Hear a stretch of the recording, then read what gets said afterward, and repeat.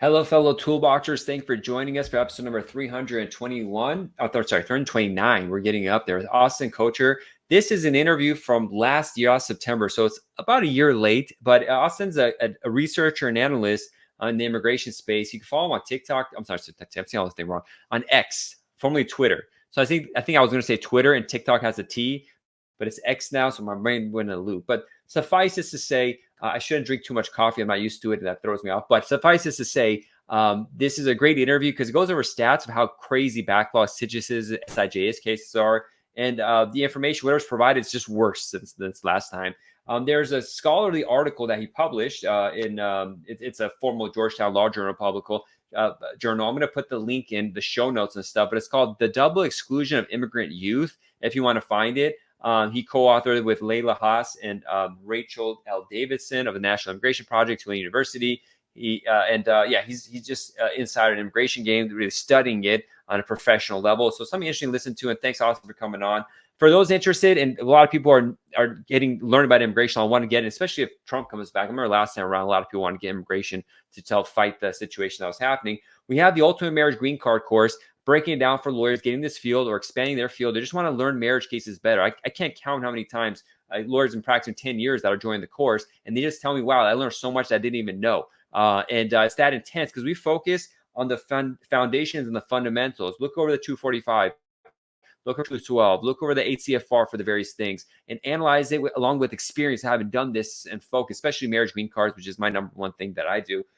In addition to that, we're doing a special. If you get enough people calling us and reaching out about this, email us at info@immigrationlawyerstoolbox.com.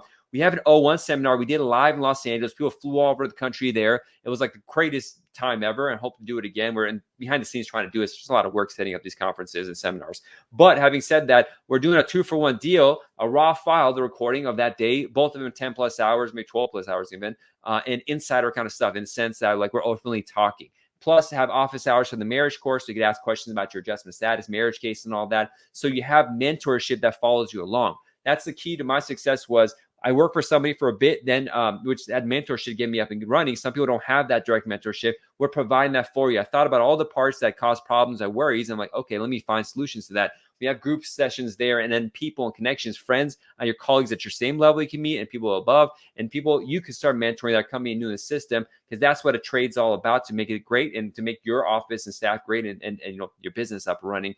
That's what we're here for. Email us at info@immigrationlawyerstoolbox.com. Nothing of the following is intended for individual legal guidance. Consult an attorney, although I don't think we go into law on this. But I hope you enjoyed, and I'm going to tell my team to put the link for the article, that's the abstract, or what is the article, in the show notes, and hopefully it gets there. But without further ado, let's get it started. Hey, Austin, thank you so much for coming on the show. I appreciate it. Yeah, thanks for having me. So Austin Kocher, just for people who have seen the name but haven't heard it, is a special person in the immigration field, does a lot of research, a lot of involvement in various aspects. In particular, today we're going to talk about a paper that was published in the Georgetown Law Journal. But before getting into that, Austin, could you tell us about yourself and how you got involved in the immigration field, what your background is?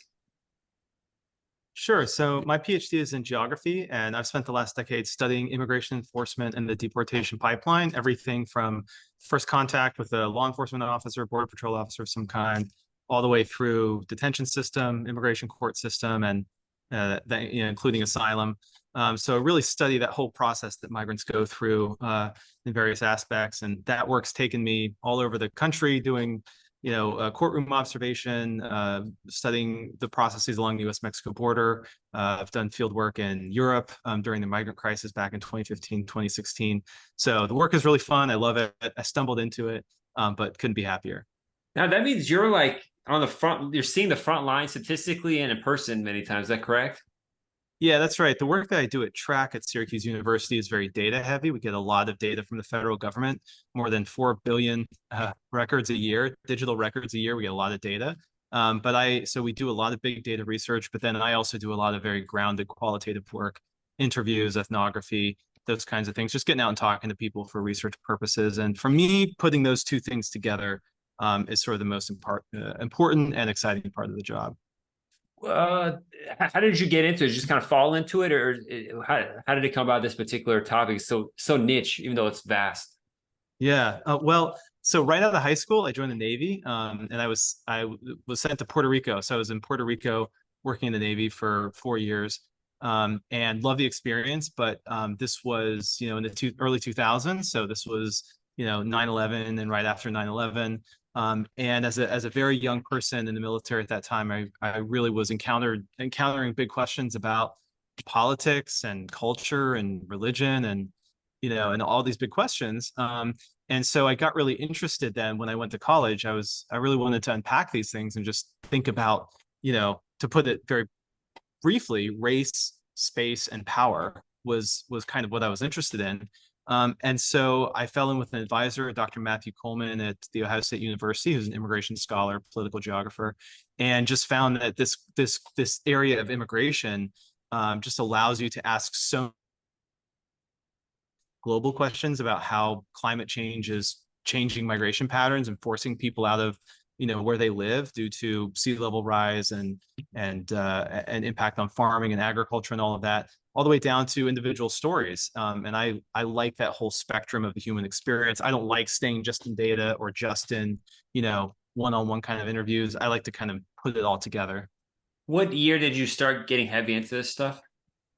2009. 2009. Okay, so you've seen since end of almost Obama. I'm not sure when it ended. Obama, then Trump, to here. What is going on right now specifically, or is there anything that's different than 2 years ago, 6 years ago? Because it seems like, I mean, the southern governors in Florida and Texas are busting with LA and New York. So it's getting a different level of attention now that it's hitting, these major places. But is it just that aspect of it, or is really the numbers or the impact is stronger? Obviously, the ban they had at the border over COVID ended too. That has a role to play. But what's your perspective on if this is different from 10 years ago? And there's so many sub questions that come out of that. Yeah, of course. I mean, the immigration system is so dynamic and immigration policy is so volatile and it changes so rapidly.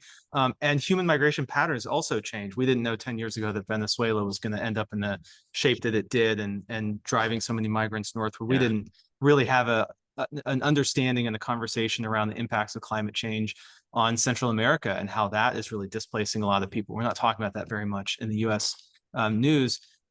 So some things are very similar, I guess, in terms of overall trends, but I think everything has just exacerbated. Everything is just leveled up. I was, thinking today about when there was 200 or 250,000 cases that were pending in the immigration courts. And we were like, oh, what are we going to do? Now there's 2.5 million, cases.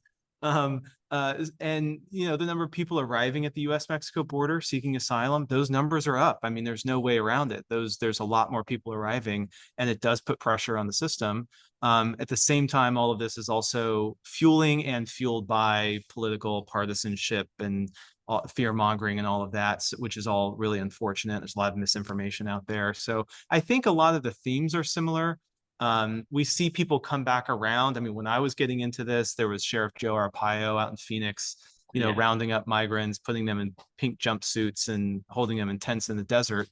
So we haven't gotten better, in that sense. But I don't know. It's fascinating. It's hard. It's difficult work, as it's difficult work to do day in, day out, emotionally, mentally. But I just can't imagine spending, life doing anything else. It just feels so important and urgent, more urgent than ever.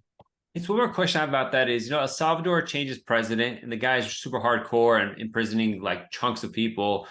He's saying peace is more peaceful in the streets. I mean, I don't know, it's what his news conferences say on TikTok.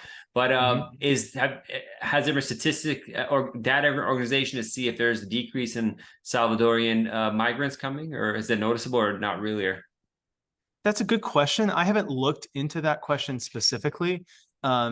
I will, now that you mentioned it, a little bit more closely and see if that parallels. I think it would be a challenge because we'd have to disentangle some, as you say, the multiplicity of factors. Yes, there's been a lot more policing. I also agree, as far as I can tell, it may be very authoritarian. It does seem to be somewhat effective just in terms of everyday, crime control compared to previously. But again, I'd have to really consult some of my colleagues who are experts on the country, to think about how to make sense of the numbers. It's very niche because the population is so small there too that it's it's interesting. We have like some people, somebody from Cameroon coming, also to Asia, Africa. It's not like a Latin American kind of thing, or Central American necessarily. It's everybody, even like probably European people are studying it and stuff too. But Yeah.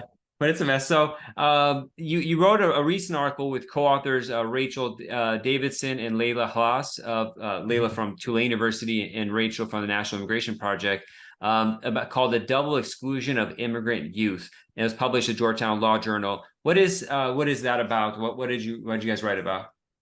Sure. So by double exclusion, we mean both that children are excluded from access to humanitarian protections and documentation, but they're also excluded from adulthood effectively and from building a life here.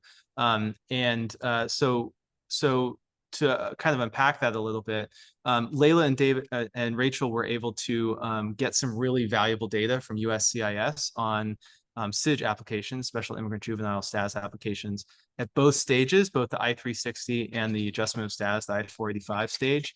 And what we were able to see is what I think a lot of attorneys and migrant youth advocates know, is that the SIJ program, even though it's designed or intended or purported to help migrant youth, the processing times are really long. They're longer than what Congress told the agency to decide these things in 180 days. We found cases where it's, several multiples of that. So the agency's, effectively out of compliance with the law on that. And then I think one of the really important findings was we found that in the middle of the Trump administration, and not to let Obama or Biden off the hook here, but during the Trump administration, there was a very clear, demonstrable a strategy, maybe a shadow policy, if you wanted to call it, of basically they stopped processing a lot of these applications and petitions and spent all of their effort issuing RFEs, requests for evidence, basically throwing up a lot of bureaucratic roadblocks to try to, weed kids out or make their applications take a lot longer. And I guess the takeaway is, if you're 14, 15, 16, and you are, a young person that's experienced abandonment, abuse, or neglect, and you're just trying to build a life and try to have some kind of stability because you don't have paperwork. These kids are filing applications and then waiting for years. They're entering adulthood. They're saying, should I get married? Am I going to be able to stay here? Can I go to college? Can I afford it if I'm not eligible for any loans because I don't have documentation? So we tell the story of Ariel. It's a pseudonym, but we talk about them, and how Ariel is stuck in this limbo period where they've been approved for everything, but their number hasn't come up in the visa line because Congress artificially restricts visas for these kids. So, we think those findings are important and just, would like to see the program improved. For sure, for sure. It's what kind of numbers do we have on that, like people filing it or people in this program and stuff like that?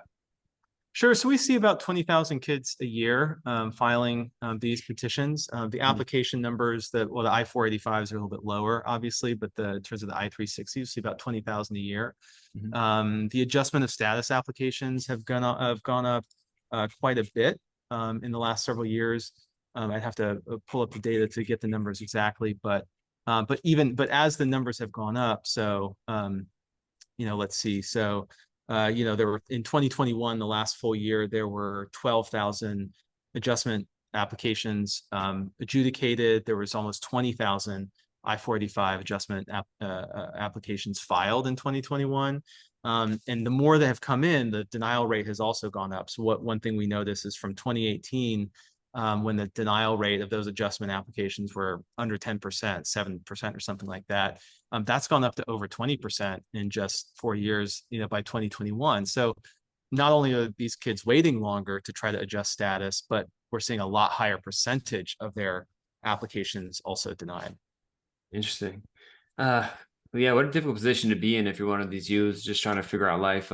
It's just such a mess. You see videos right now of like little kids coming or like people giving their kids away to take them through the border, and it's like, well, what kind of life is that person gonna have? I don't know. And so it's gonna be really tough. What other kind of research are you working on right now? I've spent a lot of time recently looking at the use of technology by the Department of Homeland Security, and especially the use of smartphone applications. It's been really interesting in the last 2-3 years. So for instance, we tell the story of that person who's seeking asylum in the United States.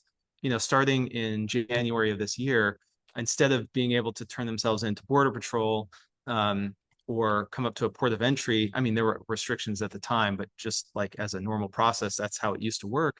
Now, migrants have to download an app onto their smartphone called CBP1, that is the app, and they have to fill out all this paperwork. They have to do a facial recognition kind of thing, using the smartphone, to even get a chance to have an appointment, to go through asylum processing in the United States.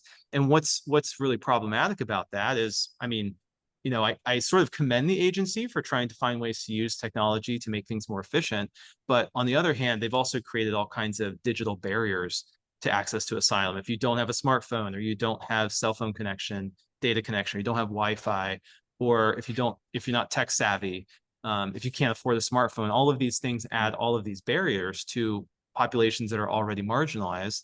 And then, so that's the first app. And then once people come into the United States, many of them are now being monitored using their smartphone on an app called SmartLink, that ICE uses, Immigration Customs Enforcement uses. And again, they have to use their own smartphone. There's also some government smartphones that they hand out, but the government really likes migrants to get their own smartphone and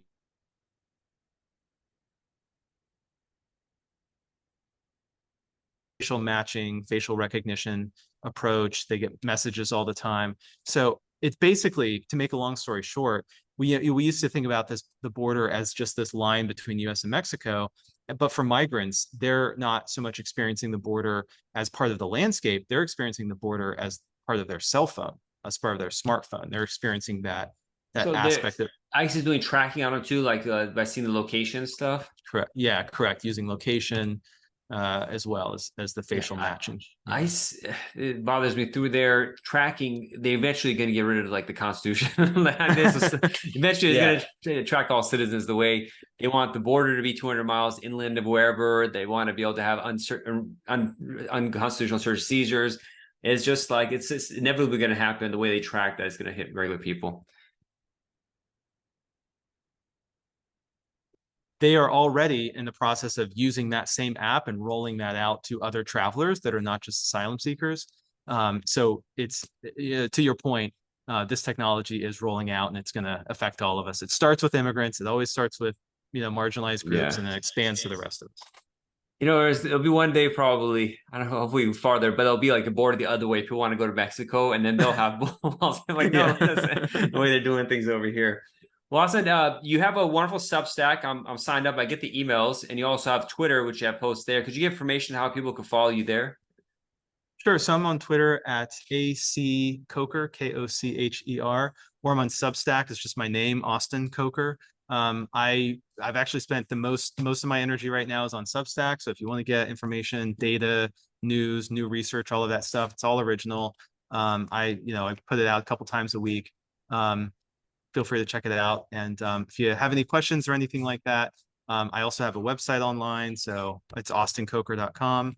And you can also email me. My email address is all over all of this stuff. So if you have a specific question, something I can help you with or point you to resources, let me know. I'm always happy to be of service. For your Substack, I don't think I've seen you have a paid one. Is it premium version of it too, or is it all free? It's all free. It's all free. Okay. Because a colleague, Bob Weber, has a Substack. It's very popular. And he posts on LinkedIn a lot too. And he got a bunch of followers, but he's very prolific in writing about immigration stuff. It's amazing. He's got a lot of followers. Why would you choose Substack as opposed to just a regular blog or website? What is it that Substack brings extra? Yeah, Substack has been really good just because the writing and the functionality and the distribution just works really, really well. I don't have to manage anything. I mean, what I'm interested in is not managing a blog or something like that. My interest is in writing. I want to write, I write every single day. I mean, my dominant work is basically being a writer.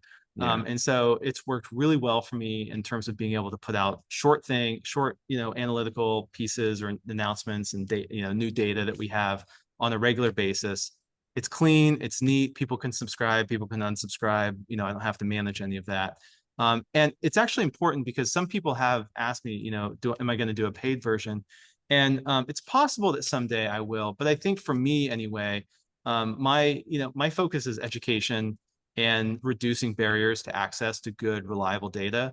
So I've kept it free because I want everyone to have a chance to get that. I'm always very flattered when people want to support it as well. So maybe that'll change at some point. But even if it did, I think even then, I don't think I would restrict any content. I think I would just be, always happy to have someone buy me a cup of coffee. Well, maybe get a Patreon page to add to that. But I really appreciate you coming on. If there's any new, big data movements that are helpful for the immigration bar know about, let me know. Happy to have you on and talk about it. Great. Thank you so much, John. This is fantastic. I appreciate your service to the bar and to the community as well. This is great Thank work. you. I appreciate it. It's not a lot for a second, but thanks everyone for listening. Always good to get this data. It's been wonderful. But thank you, Austin. Appreciate it. Thanks so much, John. See ya.